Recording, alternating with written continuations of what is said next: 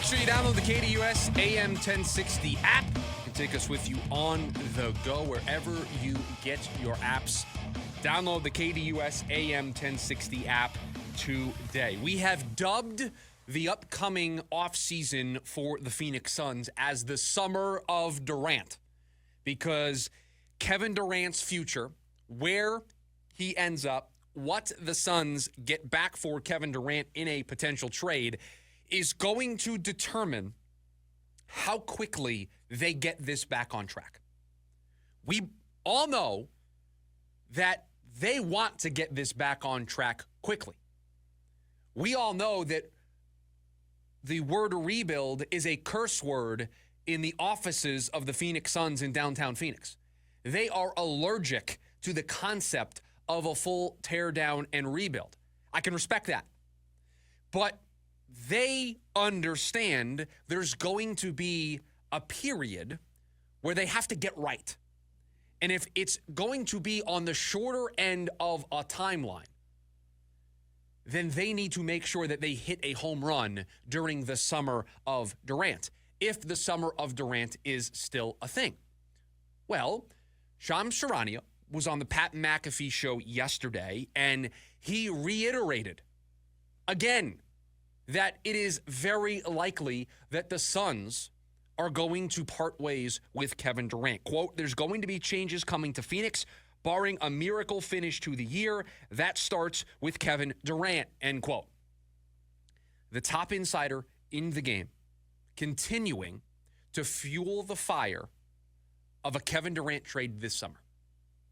So we can talk about how, a nice 4-game stretch and debate whether or not they're going to run it back. And we can reference the Ringer story that we talked about, I believe it was on Monday or Tuesday's show, about how the door is being left open. Here is the top insider, since Woj is gone, the top insider in basketball, telling all of us, telling you, Suns are trading Kevin Durant this summer.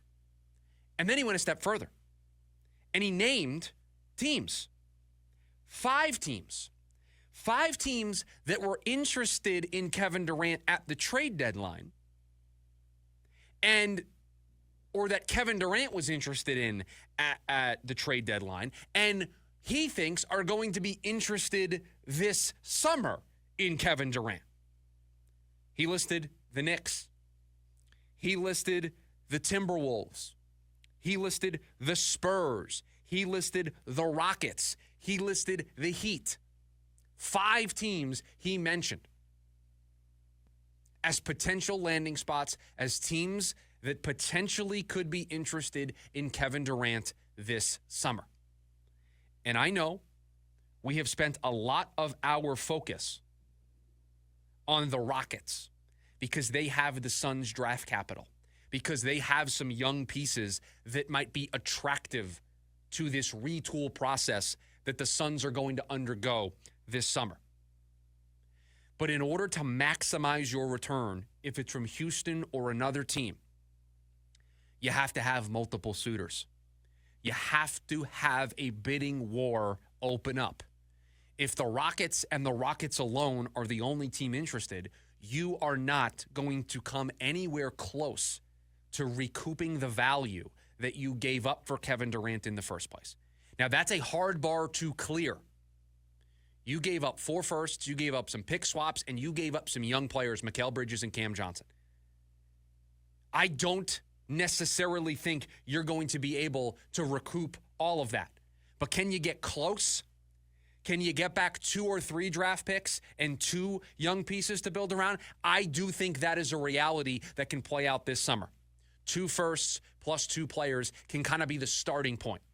And you know how the deal grows into you getting close to the value that you gave up a couple of years ago for Kevin Durant? You have multiple suitors. And not only do you have multiple suitors, but you have multiple suitors that feel the pressure, that feel like they have to do something.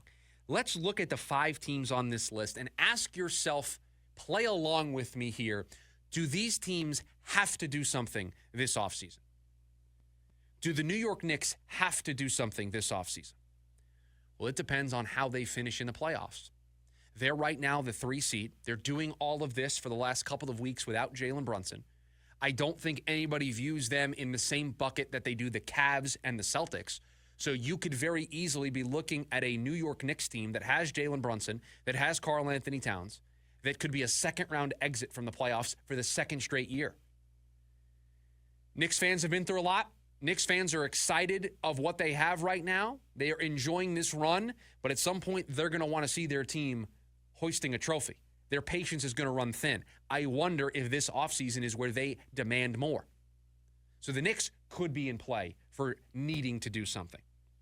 The Timberwolves, taking a step backwards after trading Karl Anthony Towns, but I think the bigger, more important thing at play with the Timberwolves, they officially have brand new owners. And we know a thing or two about what new owners like to do when they first get on board with their team. And you make your young superstar happy by bringing in his idol and his favorite player to ever play in the league. Anthony Edwards' idol is Kevin Durant. You have owners who, after going through an extensive legal battle to get their hands on the organization, the team that they thought they were buying a couple of years ago, you think Alex Rodriguez and his partner watched them lose out on the sale in the first place, watch Karl Anthony Towns get traded, not sure if they were going to be able to finalize the sale for the team. They now got this team back. You don't think they're going to want to make a splash? You don't think they're going to want to put this team back on the pedestal that they were a year ago? So they have an urgency, and they have the factors in place to why they would want to make a splash. The Rockets, they fall in the same bucket as the Knicks. They're the 2 seed right now in the West.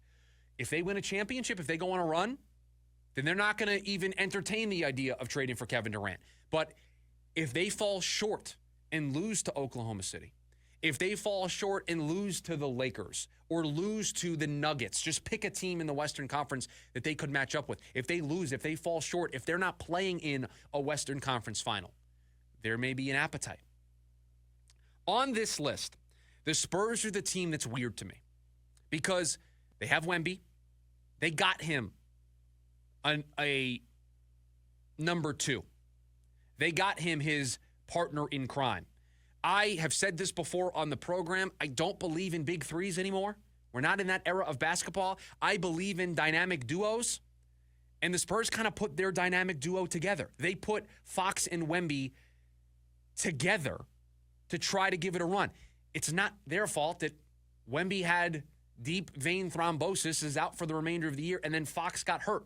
I think they're going to want to see that operate for a little bit before they blow it up, trade some more young pieces to go get Kevin Durant. So of the 5 teams, they just seem 5th out of 5. And then there's the Heat. I think there's going to be an urgency there. They traded Jimmy Butler, and the house of cards has completely fallen apart. There might be an urgency from Pat Riley to go out and get a superstar to try to rebuild things in Miami. But the point of this exercise is to show you that there is a world that plays out this summer where the Suns have multiple teams involved. They do what Dallas didn't do with Luka Doncic. They allow a bidding war to commence, and they allow themselves to get the absolute maximum out of a Kevin Durant trade. And that's because they have to get the absolute maximum out of a Kevin Durant trade, or else this takes longer for them to get back on track. And if it takes longer for them to get back on track, you then start to wade into the waters of, do we need to trade Devin Booker? Do we need to consider a full rebuild? And we know that right now they don't want to do that. If they want to avoid that at all costs, then you have to get this right. And the way you get this right is Houston falls short. The Timberwolves fall short. The Knicks fall short. Maybe you want to throw the Thunder in there. They fall short. And then they're like Calais Campbell returning to the Cardinals. They want to bring Kevin Durant home to Oklahoma City. It's not apples to apples, I know. But maybe they have an appetite to make a big splash.